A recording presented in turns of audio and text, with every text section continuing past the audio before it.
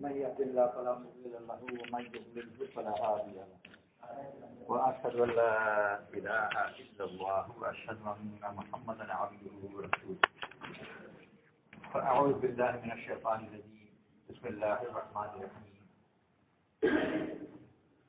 ان الذين امنوا وعملوا الصالحات سيجعل لهم الرحمن ودا وقال رسول الله صلى الله عليه وسلم إن الله جميل يحب الجمال كما قال عليه الصلاة والسلام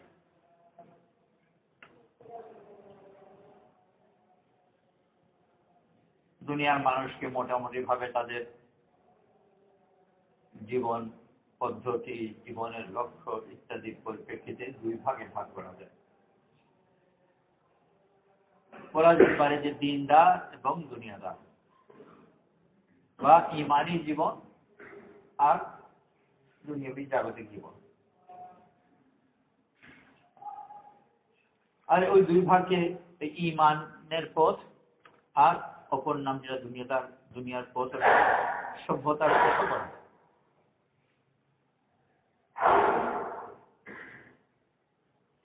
পথের পরিচয় থাকে পথের প্রান্ত দিয়ে। আল্লাহ তাআলাও পথের পরিচয়টা প্রান্ত দিয়ে দিয়েছেন। اهدنا الصراط المستقيم صراط الذين أنعمت عليهم غير المغضوب عليهم ولا الضالين। আমাদের কি শুদ্ধ পথ দেখা। শুদ্ধ পথের পরিচয় কি? যে পথে যারা চলেছে যাদের উপর তুমি সন্তুষ্ট হয়েছে, তুমি তাদেরকে পুরস্কার দিয়েছো, ওইটা পথের প্রান্তে পাওয়া যায়। ওই পথে নয় যে পথে যারা চলেছে তুমি তাদের উপর অসন্তুষ্ট হয়েছ, তুমি তাদের উপর তোমার রাগ প্রকাশ করবে। তো এই দুই জিনিসই পথের শেষের অবস্থা। আর দুনিয়াতে নিয়ম পথে চেনা যায় তার শেষ দিয়ে। কেউ যদি বলে যে এখানে ধর্মের একেমন করে যাওয়া যায়, বলছে যে নাটোরের রাস্তায় যাবো, নাটোর বলতে তার যাওয়ার দরকার নেই, কিন্তু ওই প্রান্ত হচ্ছে নাটোর, তার আগেই ধর্মে পেয়ে যাবে। এই যে দুটো পথ, আল্লাহর দেওয়া আম্বিয়া আলাইহিস সালামের মাধ্যমে পাঠানো দ্বীনের পথ, আর অপরটা মানুষ তার নিজ জ্ঞান বুদ্ধি বিবেচনা দিয়ে আবিষ্কার করেছে, বা প্রধানত তার মনের চাওয়া দিয়ে আবিষ্কার করেছে। জ্ঞান প্রয়োগ করেছে, বুদ্ধি প্রয়োগ করেছে, বিবেক প্রয়োগ করেছে, সবকিছু প্রয়োগ করেছে।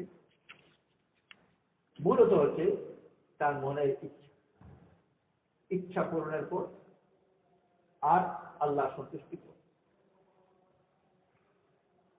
আল্লাহ তাআলা মানুষকে দুনিয়াতে পাঠিয়েছেন আল্লাহ সন্তুষ্টি খুঁজতে।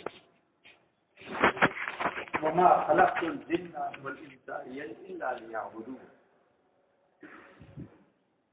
আল্লাহ তাআলা জিন এবং ইনসানকে, মানুষকে আল্লাহর ইবাদত ছাড়া অন্য কিছুর জন্য সৃষ্টি করেন।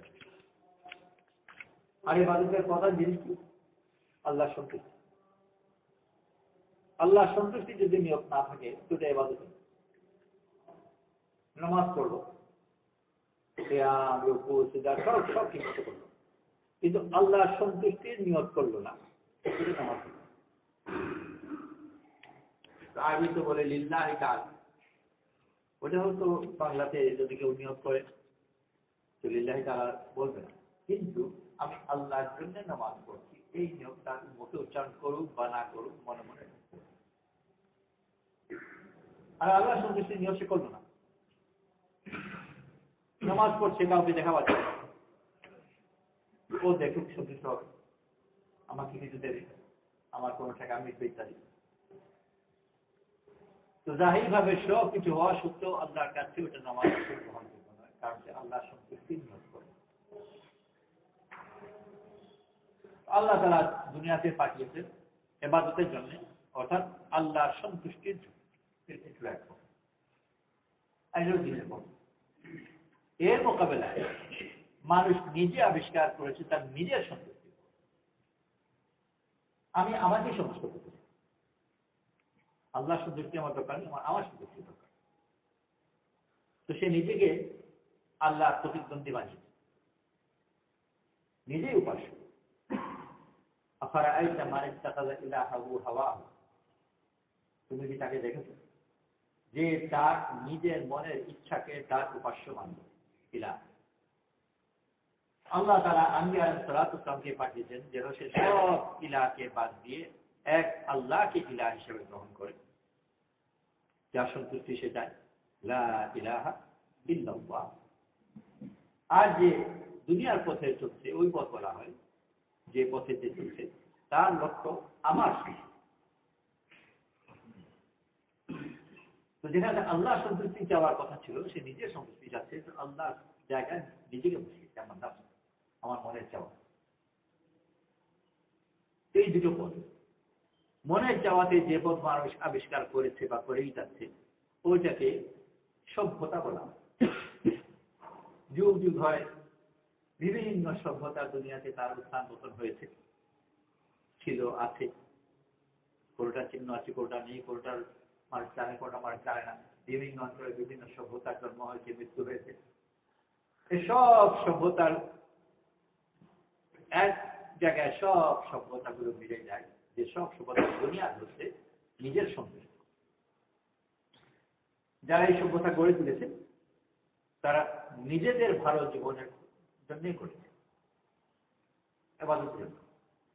এর মোকাবেলায় আল্লাহ তাআলা বিভিন্ন জমানায় নবী থেকে পাঠিয়েছেন, আদম আলাইহিস সালাম থেকে নিয়ে রাসূল সাল্লাল্লাহু আলাইহি ওয়াসাল্লাম পর্যন্ত বিভিন্ন অঞ্চলে বিভিন্ন সময় বিভিন্ন জমানায় নবীরা এসেছেন। এক এক নবী এক এক ধরনের শরীয়ত নিয়ে এসেছেন, দাওয়াত দিয়েছেন। সব নবীদের দাওয়াতের মূল কথা এক জায়গায় মিলে যায়, যে আল্লাহ সন্তুষ্টির জীবন চাও।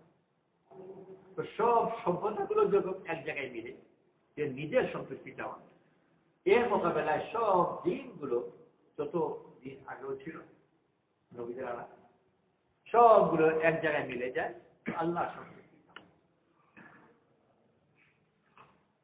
আর এই দুটো পরস্পর বিরোধী। আল্লাহ বলেছে লা ইলাহা, অন্য কারো সন্তুষ্টি তুমি চাইতে পারো, যে অমুক খুশি আর আমি খুশি, শরীক আল্লাহ তাআলা গ্রহণ করেনি।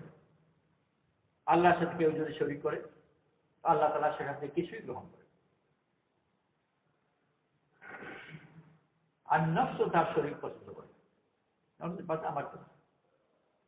এই দুই স্বতন্ত্র পথ।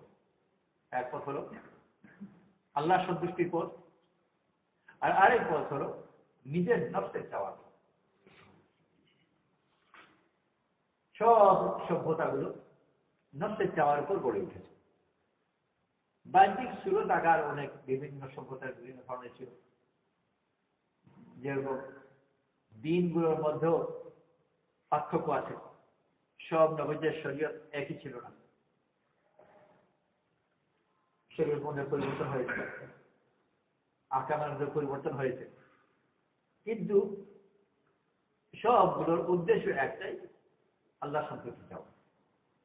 ওরকম সব সভ্যতাগুলোর নিজ নিজ বৈশিষ্ট্য আছে, একটা আরেকটার সাথে অনেক সময় মিলে না, গরমিল আছে প্রচুর, কিন্তু এক জায়গায় সবগুলো মিলে যে নিজের মনের ইচ্ছা পূরণ হওয়া চাওয়া। এইটা মানুষের মনে ইচ্ছা প্রধান বৈশিষ্ট্যগুলো কি? এক হল যে মানুষ বিলাসিতা, এটা মনে চাওয়া। আর একটা মানুষ অহংকার, এটা মনে চাওয়া।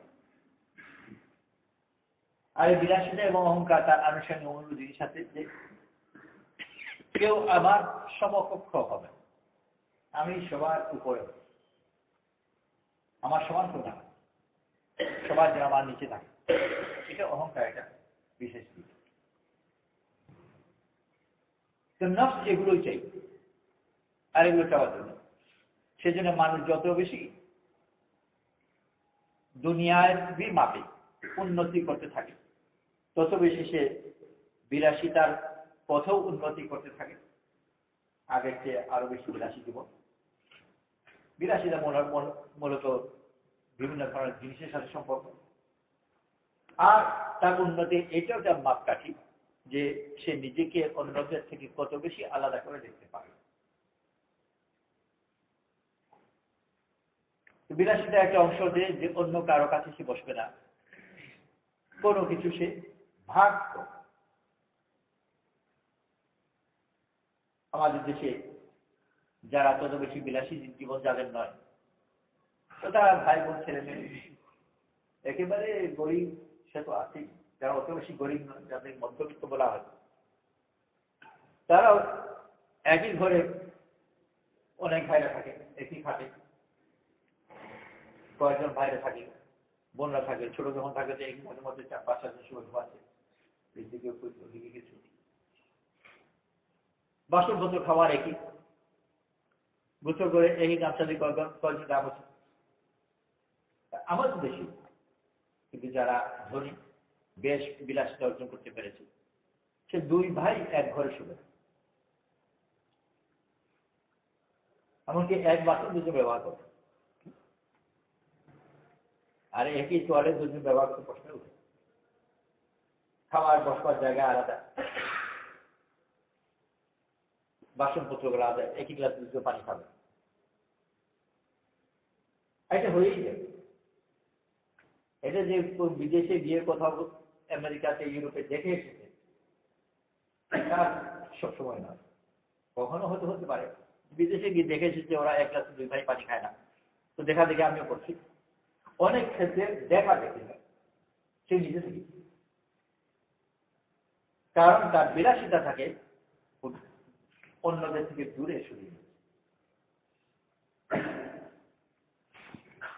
বিলাসিতার মেজাজ হচ্ছে অন্যদিকে আলাদা। আজকে কি বলছিল যে একসময় আমাদের দেশে ঘড়ি বেশ দামি জিনিস ছিল, মোটামুটি ভাবে একটি ধনী ধরনের লোকের ঘড়ি না করতো, সবার হাতে নাগালের জিনিস ছিল না।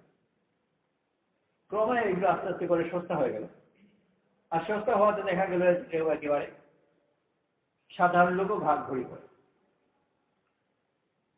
তো ওরকম কেউ একজন যে আগে ঘড়ি পড়তো, সে একজন ভদ্রলোক, তার এটা একটা পরিচয়, ঘড়ি হাতে আছে। কিন্তু যখন দেখা গেল একেবারে রিক্সাওয়ালা পর্যন্ত ঘড়ি পড়েনি, তখন ঘড়ি থেকে মন থাকলো আর ঘড়ি পড়বে।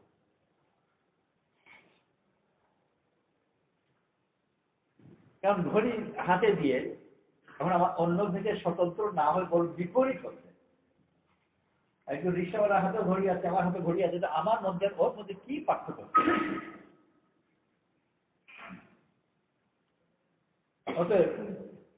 আমি পড়ব, পার্থক্য কোনো না কোনো ভাবে রাখতেই হবে। আর এটার জন্য বহু উৎসব, যে যে ময়দানে আছে অন্যদের থেকে সে আলাদা করে ভিন্ন হিসেবে, এই ব্যাপারেও সে ও জানতেই আল্লাহর প্রতিদ্বন্দ্বী, আল্লাহ তাআলা নিজের সিফাতকে বয়ান করেন, ওলাম ইয়াকুল্লাহু কুফুয়ান আহাদ, ওনার সমকক্ষ কেউ। বিলাসী মানুষ তার অহংকারের দাবিতে সেও নিজেকে এমন ভাবে দেখতে চায় যে তার কোন সমকক্ষ নেই, অতুলনীয়, কারোর সাথে সমকক্ষ নেই, কারোর সাথে তুলনাও নেই, সম্পূর্ণ ভিন্ন। সে তার অনেকদিন আগের কোথায় এক জায়গায় গাছটি গেছিলাম, সে কিছু একটু সময় লাগে আমার একটু ইরাদা করেও ছিল, কিন্তু সে আসলে এমনই দেন করেনি, একটু ভদ্রতা খাতিরে বলেছিল আমি যাবো। আমার হিকমতের অভাব ওই কথাটাকে আমি একটু অতিরিক্ত গুরুত্ব দিয়ে আর তার তস্কি লেগে ধরি আমার সাথে আরেকজন ছিল, তখন তস্কির করতে যখন চেষ্টা করেছি তখন একটু বিরক্ত হয়ে গেছে।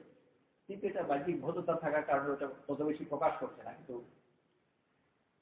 ও বলেছে যাবো, তার মানে এটা যে ঠিকই চলে যাবে। আমি বোকার মতো তসলির চেষ্টা করছি, আর ওই চেষ্টা করে একটা বোকামি ছিল, একটু বিরক্ত হয়েছে। ওর মধ্যে পেট্রোলে আগুন ঢেলে দেওয়ার মতো একটা কাজ হয়েছে, আমার সঙ্গে আগুন ছিল। তারই পরিচয় এবং আমাদের উভয়ের পরিচয় আরেকজন সম্বন্ধে বলেছে যে করে না আছেন যে আপনার অমুকের মতো, আপনি কি কথাবার্তা শুনতেছেন। তো ও যদি একেবারে আগুন দেখে, আমি ওর মতো নয়, ও আমার মতো হতে পারে।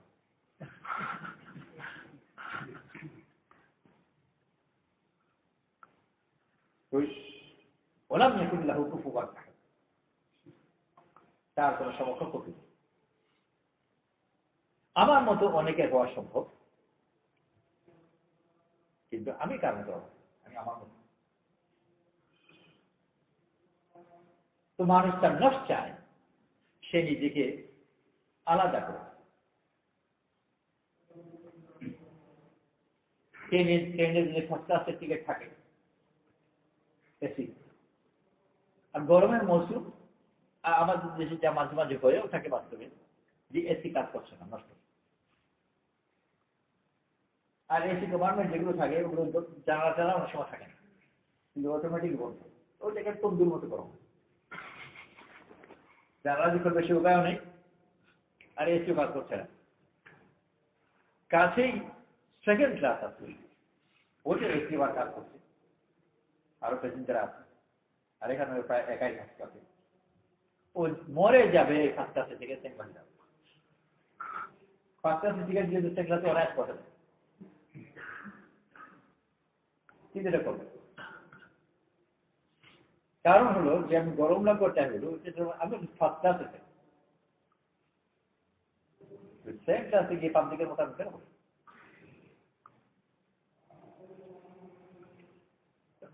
সে পাবলিকের মতো নেই। অনেক সময় ওইসব আজকাল ব্যবহার করে আগে তো যে তুই তো একটা পাবলিক, এটা তার অহংকারে খুব বাধে। আমি যে বিশেষ ব্যক্তি, আমাকে না বলে পাবলিক। এর মোকাবেলায় আল্লাহ তাআলা আম্বিয়া আলাইহিস সালাতু ওয়াস সালামকে পাঠিয়েছেন। আমি আল্লাহ সন্তুষ্টি চাই, আর আল্লাহ সন্তুষ্ট হন তার ঠিক বিপরীত জিনিসে। যত বেশি সে নিজেকে দুর্বল বানায়, ফকির বানায়, আল্লাহ সন্তুষ্টি তার দিকে তত বেশি ভাবে। আল্লাহ সন্তুষ্টি সবচেয়ে বড় দান হচ্ছে আল্লাহ যে নিজ সন্তুষ্টি দান করেন, এটা আল্লাহ তাআলা সত্তা। আর আল্লাহ তাআলা সত্তা নিয়ম করেছেন ফকিরদের জন্য, ইন্নামাস সাদাকাতু লিল ফুকারা, ফকিরদের সত্তা। টাকা পয়সা যেরকম সত্তা যদি কেউ নিয়োগ করে, তো ধনীকে দিলে ওটা সত্তা আদায় হবে, ফকিরকে দিতে হবে যে অভাব। আর ধনী লোকের জন্য সত্তা গ্রহণ করা যায় না। অনেক সময় আমাদের দেশে প্রচলন আছে, মসজিদে মিলাদ টিলাদ ইত্যাদি হয়, তারপর তিনি জিলাপি তেল কিনে দেয়, এগুলো বলে আমার খবর লোক, মানে যে জিনিসপত্র বরকতে ভরা। বেশিরভাগ ক্ষেত্রে এগুলো বেশিরভাগ লোকের জন্য যায়, কারণ যে দিচ্ছে ওকে কোথায় কিভাবে কোন নিয়তে কিছুই জানা নেই, তো হারাম না হলে ওসব সন্দেহের মধ্যে তো পড়বেই। আর যদি হালাল হয়েও থাকে সম্ভবত সৎকার নিয়তে দিচ্ছে, আর সৎকার নিয়তে যদি দিয়ে থাকে তাহলে যে সৎকার পর্যায় নিশ্চিত নয়, পর্যায়ে এটা হালাল নয়। সময় নেই বরকতের জিনিস কম করে খুব সহজ, অথচ সম্ভবত এটা হারাম জিনিস বা হারামের ধারে কাছে জিনিস খাচ্ছে। সদকা হচ্ছে ফুকারাত। আল্লাহ তাআলার পক্ষ থেকে বান্দার পর সবচেয়ে বড় সদকা হলো যে নিজের সাথে সম্পর্ক প্রকাশ করে। আমি তোমাকে ভালোবাসি, তুমি আমার, আমি তোমার সঙ্গী, তুমি আমার সঙ্গী। আল্লাহ তাআলা ওরকম নিজ ভালোবাসা, নিজ সম্পর্ক তার খাস বান্দাদের সাথে প্রকাশ করে। ওইটা আল্লাহর পক্ষ থেকে সবচেয়ে বড় দান। আর মানুষের ক্ষেত্রে কোন জিনিস দিয়ে দেওয়া, রাজকুমার যত বড় দান যতই করবে না কেন, কাউকে তার স্ত্রী হিসাবে রানী হিসেবে গ্রহণ করা, এটা হচ্ছে বড় দান। আর রানী হিসেবে গ্রহণ করা মানে কি? তার সাথে নিজের সম্পর্ক স্থাপন করা, বিশেষ সম্পর্ক। আল্লাহ তাআলা সবচেয়ে বড় দান হচ্ছে আল্লাহর সম্পর্ক। ওইটা আল্লাহ তাআলা দিয়ে থাকে যে সবচেয়ে বেশি ফকির হবে তার। এই যে আল্লাহ ওয়ালাদেরকে উপাধি হচ্ছে ফকির। পীরের সাথে ফকিরটা শব্দ এমনি থেকেই চলে যায়, পীর বলে তো অন্যরা ফকির বলে দিতে আসে, কিন্তু বিচ্ছিন্ন করাই যায়। কারণ ফকিরই আল্লাহর কাছে পাওয়ার হচ্ছে প্রধান, নিজেকে ফকির বানায়। এর মোকাবেলায় নফসের দাবি হলো যে আমি নিজে তো ফকির নাই, আমার ধারে কাছে কেউ ফকির নেই।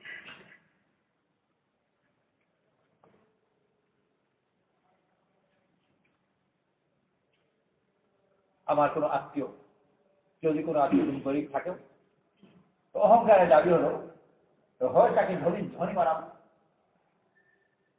যে সেও ধনী হয়, আর না হয় তাহলে সম্পর্ক অস্বীকার করবে। তো কেউ যদি অত বেশি চালাচ্ছে তো মানুষ নয়, সাধারণত মানুষ বলে দিল যে অমুক বুধে আপনার সন্তান ভাই, হ্যাঁ আমরা এই গ্রামে, আমাদের বাড়ি খুব বেশি দূরে নয়, এই ধরনের অনেক ফকিরের মতো লোক আরেক বলছে আমার সাথে তো ভাই, তা আমার ইজ্জত থাকবে, অস্বীকার করতেও পারছি না। তো শেষ পর্যন্ত ঠেকা পড়ে বললাম যে কি গ্রামে। তো অহংকারের দাবি হলো যে আমি তো ফকির না, ফকিরের সাথে আমার কোনো সম্পর্কই নেই, আর আল্লাহর কাছে সত্তা পাওয়ার শর্ত হলো আমি যেন ফকির। একেবারে বিপরীত কথা। অহংকারের দাবি হলো যে আমার কোনো ঠেকাই নেই, আমার কোনো দুর্বলতা নেই, নিজেকে দুর্বল মনে করা, তার কাছে ঠেকায় মনে করা, এগুলো অহংকার বিরুদ্ধে। আমাদের দেশে আল্লাহ বলে ওই অহংকার রোগে ওই মাত্রায় আক্রান্ত নয় যে মাত্রায় পাশ্চাত্য জগৎ।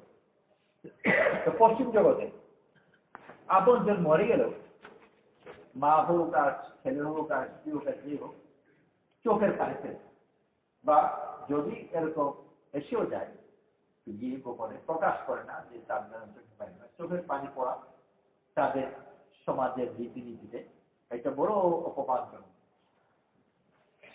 কারণ এর মধ্যে নিজের দুর্বলতা প্রকাশ। আর ভালোবাসা এবং দুর্বলতা এই দুটো শব্দকে সমর্থন পায়। সেই জন্যে অমুককে কেউ ভালোবাসে, এটা আরেক বছর ভঙ্গি হচ্ছে ওর প্রতি দুর্বলতা। আর এটা সম্ভবত এসেছে ইংরেজি থেকে, কারণ বাংলার যে পেছন থেকে এই জাতীয় বাক্য গঠনের উৎপত্তি হওয়ার কথা নয়, সম্ভবত ইংরেজি থেকে এসেছে, উইকনেস থেকে। ওইটাকে অনুবাদ করে ওর প্রতি দুর্বলতা। আর কেউ নিজেকে দুর্বল বানাতে চায়, চোখে পানি ফেলা, সে মায়ের জন্য হোক আর ছেলের জন্য হোক, তার দুর্বলতা প্রকাশ পায়। আর তার অহংকারের দাবি হলো আমার কোনো দুর্বলতা, আমি সব। আর বলেও আমাদের দেশে কেউ যদি আপনজনকে মারা যায় তাকে সবরে তফসিল করে, পশ্চিম সভ্যতার সবর নামাজ যদি তারা জানে তলকিনও করে না, তারা বলে যে দুর্বল হবে। আল্লাহ তাআলা মিসকিনকে দান করে, ফকিরকে দান করে, যে নিজেকে যত বেশি ছোট বানাবে আল্লাহর সাহায্য সে তত বেশি পাবে। ওয়ালাকাদ নাসারাকুমুল্লাহু ফি বদরিল আযীম, আল্লাহ তাআলা তোমাদেরকে বদরে সাহায্য করেছিলেন কখন? যখন তোমরা আযিল্লাহ ছিলে। আযিল দলিল শব্দ থেকে, অপদস্থ, দুর্বল, লাঞ্ছিত, অসহায়, এই জাতীয় অর্থ। লিল্লাহ মানে দুর্বল, অসহায়। আর নফসের দাবি হলো যে অসহায়ত্বকে আমি জানি, আমি এরূপ, আমি কখনো অসহায়। কেউ যদি বলেও যে খুব দুর্বল ছিল, স্বীকার। তো সম্পূর্ণ দুটো বিপরীত। একটা অহংকারের পথ, বিলাসিতার পথ। এই পথে যারা চলবে তার অহংকার তাকে সবাই থেকে দূরে করবে, সে অন্য সবাইকে দূরে করবে। আমিও কারো কাছে যাব না, কাউকে আমার কাছে আসতে দেবে। এর তাৎক্ষণিকতা পরিণতি যে মানুষ যত বেশি বিলাসিতার দিকে যায়, অন্যদের সাথে তার একসাথে টিকা মুশকিল, পরিবারে টিকতে পারে না, ভাই বোন সবাই। ইউরোপের বেশিরভাগ দেশে মোটামুটি ধারে কাছে ধরনের একটা জরিপ। ফ্রান্সের ব্যাপারে কেউ বলছিল যে বিয়ের 1.5 বছরের ভিতর 70-60টা তালাক হয়েছে। 40টা টিকিট 1.5 বছর পর্যন্ত। আর তাদেরও পরিণতি সে কি বলা মুশকিল, কিন্তু 1.5 বছরের ভিতর 60 জন তালাক পেয়েছে।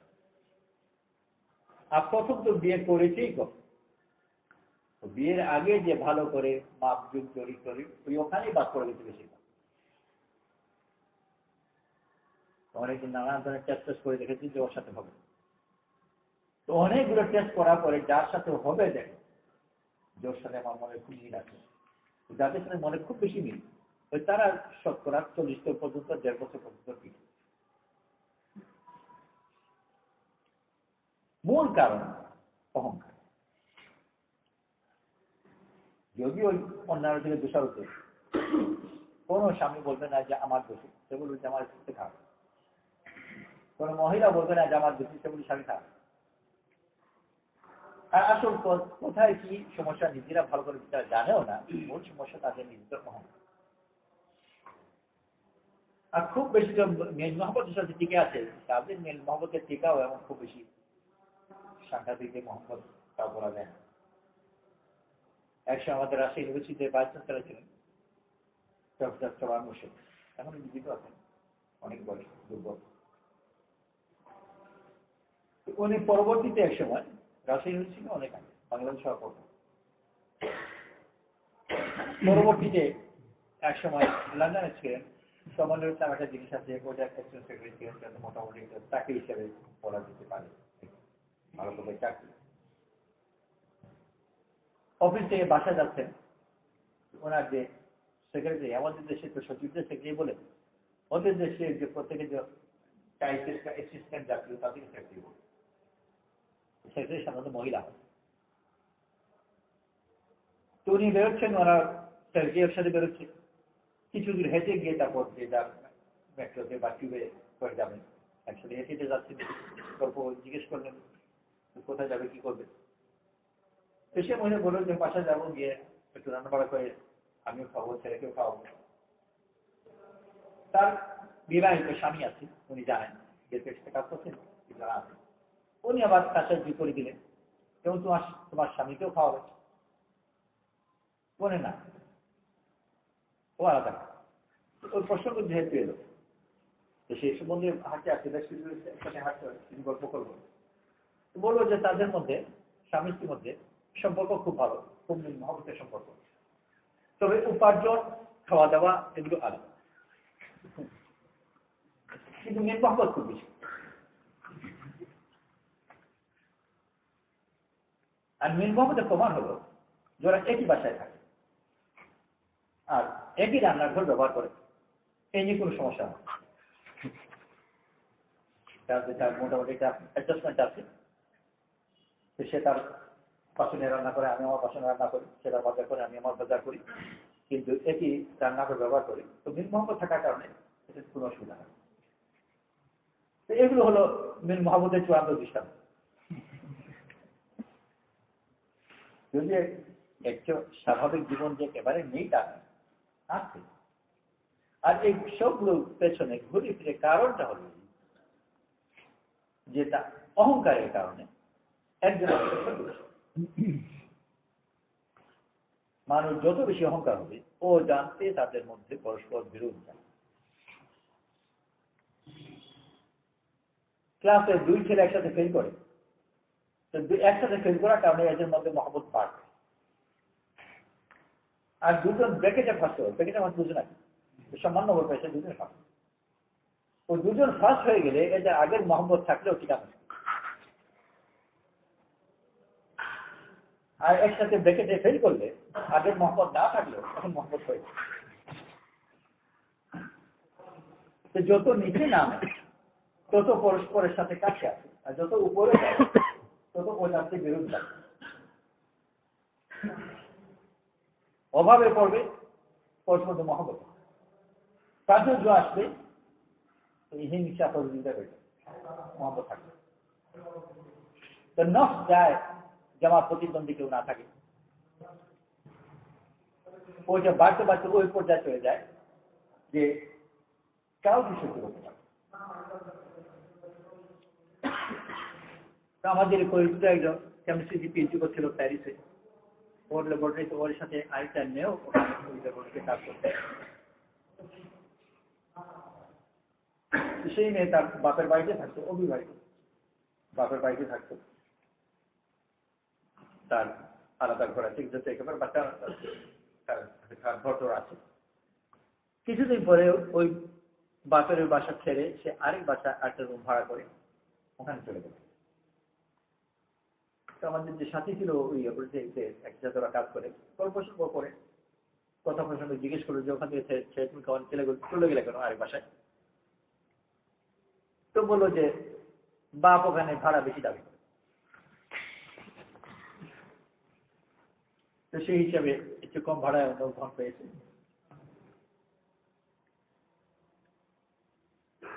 কেউ বলছে তো, আর এতে গিয়ে জীবনের স্বাদ সবাই ভালো। বৃদ্ধ নিবাসগুলোর কথা যখন আমরা শুনি যে বুড়োদেরকে ফেলে রেখেছে, সারা বছরের ছেলে কেউ দেখে আসে না, তো এই কথা মনে আসে যে এই ছেলেমেয়েরা কি খারাপ, এত অকৃতজ্ঞ, সে নিজের মা বাবাকে দেখে আসছে না। কিন্তু এর পেছনেও কিছু গল্প কাহিনী আছে। শুধু একেবারে একতরফা ছেলে মেয়েদেরকে যদি জিজ্ঞেস করা হয় তাদেরও কিছু বক্তব্য।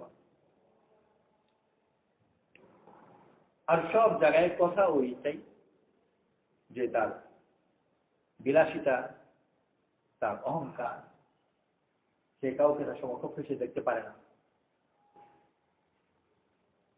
এইসব জিনিস তাকে আলাদা করে।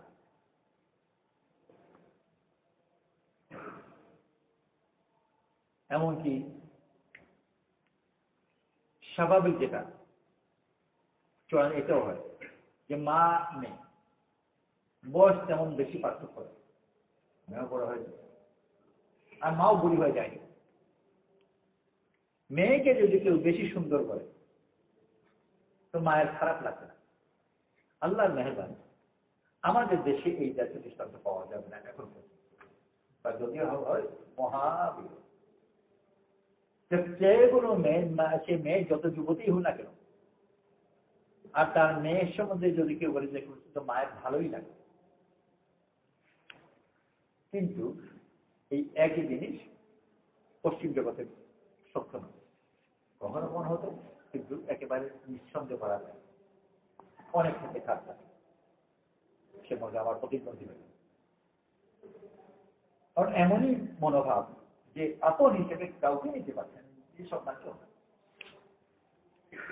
আগে বেশ আগে একজন জার্নাল বেশ নাম করার কোনো সময় তোমার ছিল সেখানে হওয়া, তো ওর দর্শনের মধ্যে এইটাও একটা জিনিস ছিল, সে যে আত্মহত্যা একটা নৈতিক কর্তব্য, জাতীয় কর্তব্য তাকে। তো তার জীবনও কিছু ওরকম। ও ছোট থাকতে সম্ভবত ছেলে বেশ ছটপটে এবং সুন্দর বলে, ওর সম্বন্ধে কেউ একটু বেশি একটু প্রশংসা করেছিল যে আপনি তোমার ছেলেটা খুব সুন্দর। ওর মা রাগ করে সিঁড়ি উপরে ওকে থাকা ফেলে দিল। ছোট ছেলেকে বেশি সুন্দর করার কারণে মায়ের এত রাগ হয়েছে যে ওকে লাঠি মেরে ফেলে দিচ্ছে।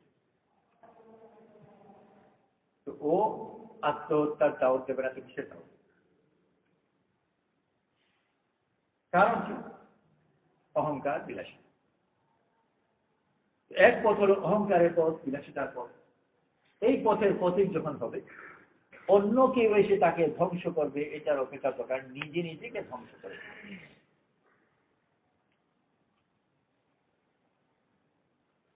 যে কাউকে আপন করতে পারে না, আভ্যন্তরীণ ভাবে তো সে তো ধ্বংস হয়েই গেল। মানুষের তো সব আনন্দ সম্পর্কের মতো দুই অবস্থা। সম্পর্ক ভালোবাসা এমন সুন্দর জিনিস যে কেউ যদি ভালো কিছু পায়, আপন জনের সাথে ওইটা ভাগ করলে তার আনন্দ বাড়ে। এবং কোন ছাত্র তার পরীক্ষা সে খুব ভালো রেজাল্ট করবে, ভালো রেজাল্ট করার প্রথম চাহিদাই হবে যেমন আপন জনকে যাবে। আর কখনো কখনো জানিও সন্তুষ্ট হবে ফোন করে বলে যান তার দাম একেবারে তার মনে যে আমি গিয়ে একসাথে খুশির কথা আপন জনের সাথে সে মা বাপ হোক ভাই বোন হোক স্বামী স্ত্রী হোক বন্ধু বান্ধব হোক যাকে মন থেকে আপন মনে করে এদের সাথে তার খুশির আনন্দ মান আর সমানভাবে কোনো বিপদ যদি আপনজন থাকে এবং তার সাথে থেকে ভাগ করে তার বিপদের বোঝা কমে তো দুই দিকেই ভালো বিপদের সময় তার বিপদে লাঘব হয়ে যায় আর আনন্দের সময় তার আনন্দ বাড়ে এর মোকাবেলায় যার আপন বলতে কেউ নেই তোর ওর কাছে কিছু নেই তো কোনো কিছু পাওয়া কোনো সার নেই বিপদে পড়ে ওই বিপদে কাউকে বলে তার মনের বোঝা একটু হালকা করবে সে উপায় বললেই ওটা হালকা হবে এই জন্যে কেউ মারা যায় খবর পেয়ে যারা দূরে আছে আসে একদিন দুদিন পর দেরি হয়ে যায় যখন আসে তখন আবার গড়িয়ে ধরে আবার মনে করে আবার খুব আর এই যে একসাথে বসে কাঁদলো চোখে পানি করলো এতে মনের বোঝা অনেকটা হালকা হয় আর যদি কাউকে জড়িয়ে ধরে কান্না না পায় তো মনের ভিতর তার কষ্ট তার জমে থাকে আল্লাহ তাআলা বড় মেহেরবানি করে আমাদেরকে দিন দিয়েছেন দিন হচ্ছে নিজেকে ছোট করা আর অন্যকে আপন করবার জন্য সব বড় উপাদান হলো যে নিজেকে ছোট বানানো মানুষ যেরকম নফস যেরকম চায় যে আমি বড় হব ওরকম নফস এটাও চায় যে ও ছোট যে নিজেকেই ছোট বানায় ওকে বল নিজে যত অহংকারী হোক না কেন ওর বন্ধুদের চাইবে ওরা বিরোধী নেই আর কখনো কখনো একটু বেশি চালাক চতুর যারা থাকে কখনো থাকে একটু অহংকারী ধরনের ধনী এদের পকেটের পয়সা বের করতে হবে চালাক বন্ধু যারা থাকে ওরা খুব বিনয় করে করে যেসব পকেটে সব পয়সা বের করে ক্যান্টিনে নিয়ে যাবে ওকে দিয়ে বিল দেওয়া হবে আর সব কিছু যেমন চাবি একটাই ওর অহংকারে কিছু সুবিধে আর নিজেকে খুব বিনয়ী বানায় আর ও বুঝে যে আমার ওর প্রথম বিনয় দিয়ে আমি বেশ কয়েকটা খাইতে পারছি তো অন্যের বিনয় করছে যে ঠিকই বিনয়ী হয় ও অন্যের ভালোবাসা নেন যত বেশি মানুষের কাছে দিন থাকবে তত বেশি সে নিজেকে ছোট করে দেয় আর অন্যের কাছে সে বড় হয়ে যায় স্বাভাবিকভাবে ওই জন্য যে নিজেকে যত বেশি ছোট বানাবে অন্যের কাছে সে তত বেশি বড়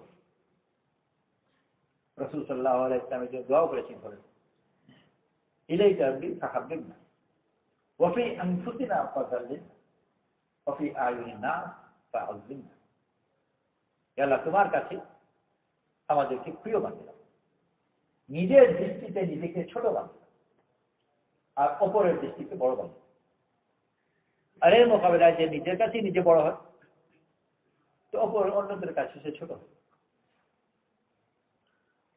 তো আল্লাহ তাআলা বড় মেহেরবানি করে আমাদেরকে দিন দিয়েছেন যেটা ওই সভ্যতার পথের একেবারে বিপরীত পথ যে অন্যকে বড় করে দেখা নিজেকে ছোট করে দেখা আর আল্লাহ ওয়ালারা এটা ব্যবস্থা একই থাকতো যে সত্যি সত্যি নিজেকে ছোট মনে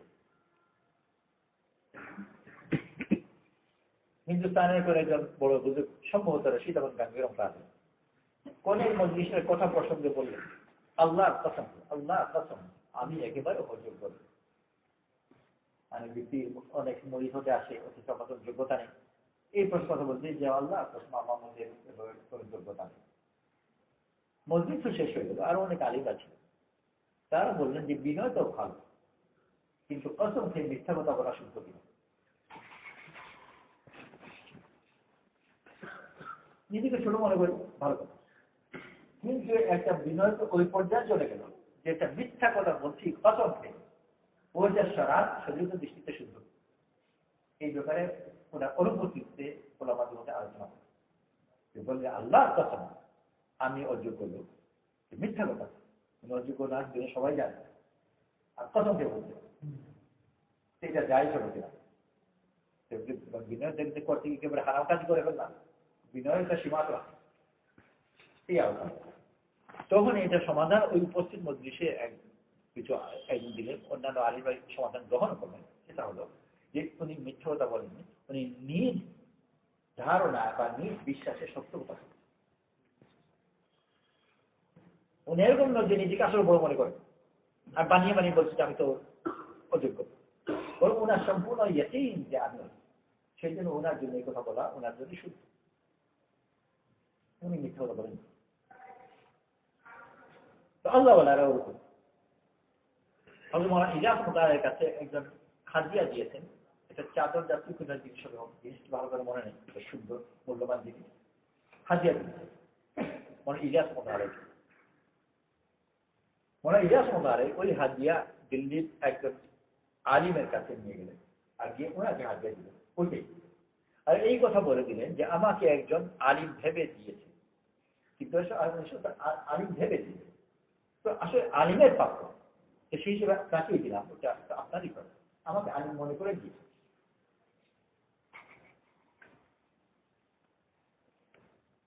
তো উনি ভাবতেন যে ও এটা ভুল করেছে, সেই জন্য আমি তার ঠিক জায়গায় পৌঁছে দিই। আল্লাহওয়ালা নিজেদেরকে ছোট করে দেয় আর এই জন্য এটা দোয়া করে চেষ্টা করে শিখে শিখবার দিন। ঠিক যেরকম দুনিয়াতে অহংকার শিখ একেবারে যে খামাকে অহংকারী হয়ে গেছে তা শিক্ষা দেয়। আধুনিক শিক্ষার বড় একটা উপাদান হচ্ছে তাকে অহংকার শিক্ষা। ওই আমাদের দেশে ছোট ছোট স্কুল যেগুলো আছে আস্তে আস্তে একেবারে মফস্বল পর্যন্ত হয়ে গেছে, ওই যে কেজি স্কুলগুলো, এগুলো যে উদ্ভট ড্রেস যেতে থাকে, মানুষের থাকে পাথরটার মধ্যে বিশেষ ধরনের ক্যাপ থাকে, বিশেষ ধরনের টাই ইত্যাদি থাকে, একের জায়গায় এক ধরনের এই পোশাকগুলো করছে। ওই পোশাক দিয়ে অঙ্ক শিখে না আমরা শিখি না কি শিখি, ওটা খুব গুরুত্ব। এই সবগুলো সম্পর্ক হচ্ছে তার অহংকার। ওই ছোট বাচ্চাকে যে অহংকার ঢোকাবার জন্য ও পোশাক আশাকের একটা বড় উপাদান। এর ভিতর যে তাকে বোঝাবার চেষ্টা করে যে তুমি পাবলিক না, তুমি যে বিশেষ ব্যক্তি, ওটা নানা ভাবছি। এমনকি বড় পর্যন্ত এখনো কিছুটা যারা অফিসার হয় বিশেষ ইত্যাদি প্রশাসন বিশেষ করে, আগে আরো বেশি ছিল, এখন কিছুটা কম। পাকিস্তানের সিএসপিতে ছিল, ওদের ট্রেনিং এর মধ্যে একটা অংশ থাকতো যে নানান ভাবে তাকে বোঝাতো যে তুমি উদ্বুদ্ধ হতে, আর তার কিছু প্রকাশক দরকার। কেউ যদি দেখা করতে আসে, তোমার সময় আছে, ডাকলো চলে গেলে না, তারপর তুমি খবর পাঠাবে, অপেক্ষা করো। এর মাঝে যে কোনো কিছু তোমার কোনো কাজ থাকুক না থাকুক, দেরি করো, বেশ কিছু দেরি করে তারপর আপনি হেলি তুলে যাও, বিরক্তির সাথে জিজ্ঞেস করে কি ব্যাপার। যখন প্রথমে একটু ভাবি, আমি যত সরাসরি কথাগুলো বলছি সেই অত সরাসরি হয়, কিন্তু তার ভিতরের উপাদান একটু বিলম্ব করে যাওয়া এবং তার হাব ভাব দিয়ে তাকে একটু ভয় প্রদর্শন করা, যেন সে বেশি কথা বলতে সাহস না। আর এই জন্য যেটি দারোয়ান যারা আছে, এদের কাজ হলো যে ঢুকবার আগে থেকে ওরা যেন আধা ভয় ঢুকিয়ে দেয়। ও সাধারণ মানুষের যখন দারোয়ানকে জিজ্ঞেস করে, তো দারোয়ানের জন্য ধমক দিতে হবে, প্রথম ওখানে তার ধমক বুঝেন না, আপনার মতো নাকি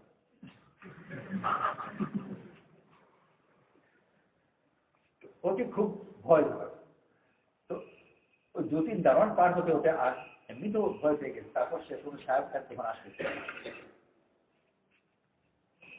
এতে শুধু যে প্রশাসনের ক্ষেত্রে তারা সব জায়গায় বিভিন্ন ভাবে তার লক্ষ্যই হচ্ছে অহংকার, অন্যের প্রতি তাচ্ছিল্য। এই জন্য একেবারে শিক্ষার বড় উপাদান।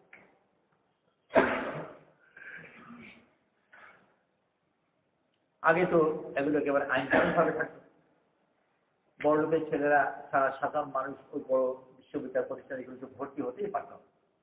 পরবর্তীতে ওইসব কিছু পরিবর্তন হয়েছে গণতন্ত্র ইত্যাদির খেলায়, কিন্তু ওই অহংকার উপাদান রয়েছে। অহংকার এমন ধরনের জিনিস যে তার ব্যক্তি হোক আর পরিবার হোক আর জাতি হোক, তার অহংকার তাকে ধ্বংস করে। আর তার ধ্বংস করবার আগে তার জীবনের রস চুষে অহংকারী ব্যক্তি আনন্দের জীবন তার হতে পারি, তার অহংকার তাকে সব আনন্দ থেকে বঞ্চিত করে। আল্লাহ তারা আম্বিয়া আলাইহিস সালাম পাঠিয়েছেন তার বিপুল যে তুমি আল্লাহর মহব্বত ওয়ালা হো, আল্লাহর কাছে ছোট হো, আল্লাহর ওয়াস্তে মানুষের কাছেও ছোট। প্রথম যে শয়তানে ইবলীসের সাথে আল্লাহ তাআলা যে কথা নিয়ে লাগলো ওটা ওই অহংকার নিয়ে লাগলো। ইবলীসের আপত্তি হলো যে আমি আদমের চেয়ে ভালো,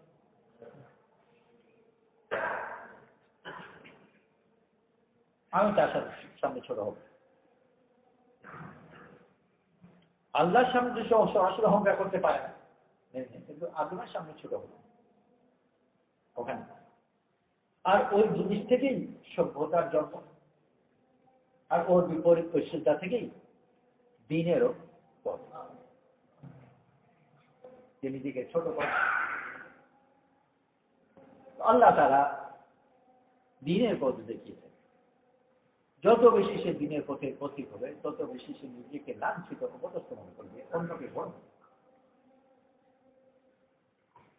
আর আল্লাহ ওয়ালাদের বড় একটা সিফত যে নিজেকে ছোট হবে। বড় বড় আল্লাহ ওয়ালা সাধারণ মানুষের কথাগুলো দুর্বোধ্য। রাসূল সাল্লাল্লাহু আলাইহি ওয়াসাল্লাম যাকে জান্নাতি হওয়ার সুসংবাদ দিয়েছেন একবার নয় বহুবার। আল্লাহ তাআলা বিভিন্নভাবে সন্তুষ্টি প্রকাশ করেছেন। সেই আবু বকর সিদ্দিক রাদিয়াল্লাহু আনহু কোন যুক্তিতে একটা পাখির দিকে তাকিয়ে বলেন যে আমি যদি তোমার মতো হতাম, মাটি হয়ে শেষ হয়ে যেতাম, আমার কোনো বিপদ থাকতো না। ঘাসের পাতার মতো হতাম, আমার কোনো বিচার হতো না, মুক্তি পেয়ে যেতাম। এই কথাগুলো বলছেন, অথচ আল্লাহর কথা, আল্লাহ কথা অস্বীকার করেন। সব কিছু তো মানে সব কিছু সত্য, মানুষের মনের ভিতর যে কথা ঢুকে যায় ওটার মোকাবেলায় কোনো যুক্তি টিকে। এই জন্য নিজের ব্যাপারে নিজের ধারণা এত ছোট, সব কথা সত্য জানে, আল্লাহ সত্য বলেছেন, রাসূল সত্য বলেছেন, জান্নাতের সুসংবাদ দিয়েছেন, এবারে এটাই আছে। কিন্তু তারপরেও ও জানতে মনে হয় যে আল্লাহ আমাদের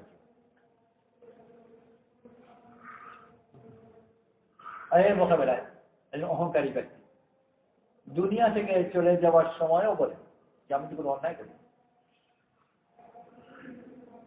দুনিয়া বেশ ভালো কর, ন্যায় বিচার জানেই না, তো ন্যায় বিচার সে অন্যায় জানে। আর না দাবি আমি তো অন্যায় করি, আরে বাবা তুই অন্যায় অন্যায় তুই আগে তো সংখ্যাটা ছিল, তারপরে বুঝলে তুই ন্যায় করেছেন অন্যায় করেছেন, ও তো ন্যায়ের সঙ্গেই যায়। আর তার দাবি আমি তো অন্যায় করি।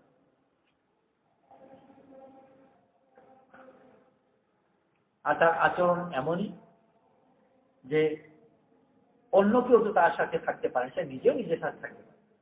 আর তার প্রমাণ হলো বেশুমার লোকের আত্মহত্যা।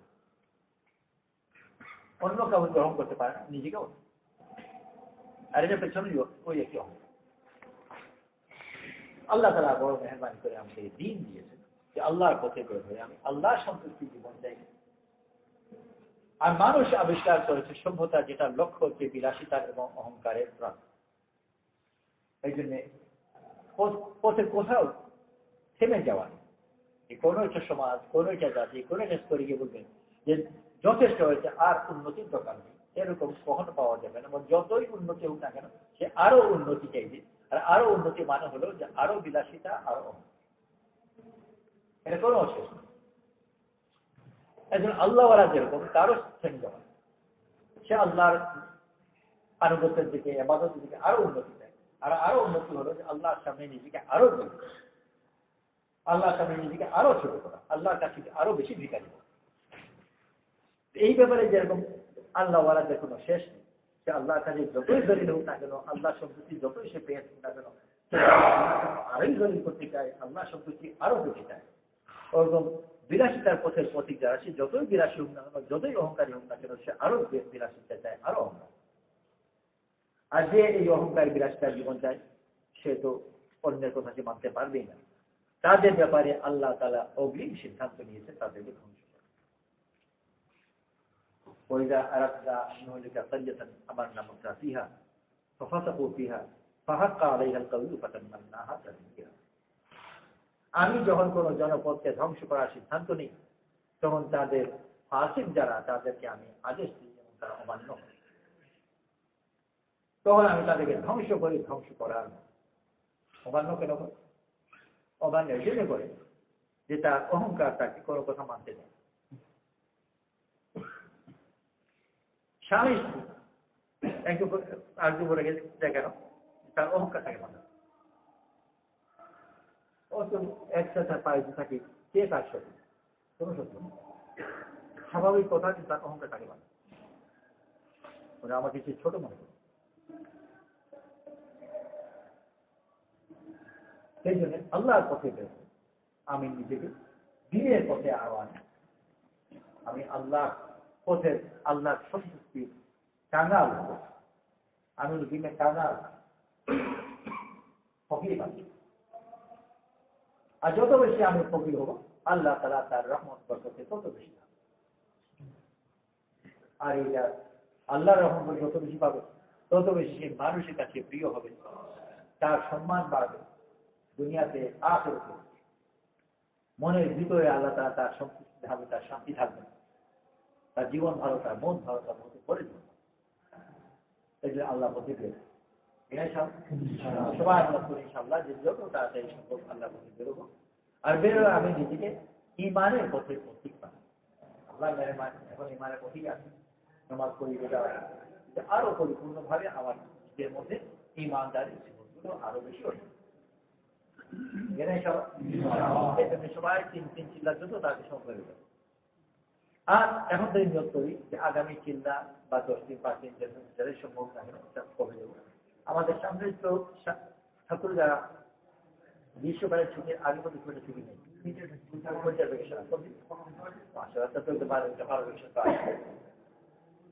আগামী উইন্টার ভ্যাকেশনে এই গত ছুটি যারা ছিল ঈদের, ওদের বাড়ি যাওয়ার একটা চান হয়ে গেছে। উইন্টার ভ্যাকেশনে তারা ওরকম ব্যাপার সম্পূর্ণ সময় আলাদা লাগাতে পারছে উইন্টার ভ্যাকেশনে। আর এখন যে পরবর্তী সামার ভ্যাকেশনেরও নিয়োগ করলাম। আর শেষ যখন হয়ে যাবে তখন 3 দিন 4 দেবো কাজে লাগাবে। সেই জন্য 3 দিন দেওয়ার নিয়ে সবাই থাকলো। এছাড়া সামনে কি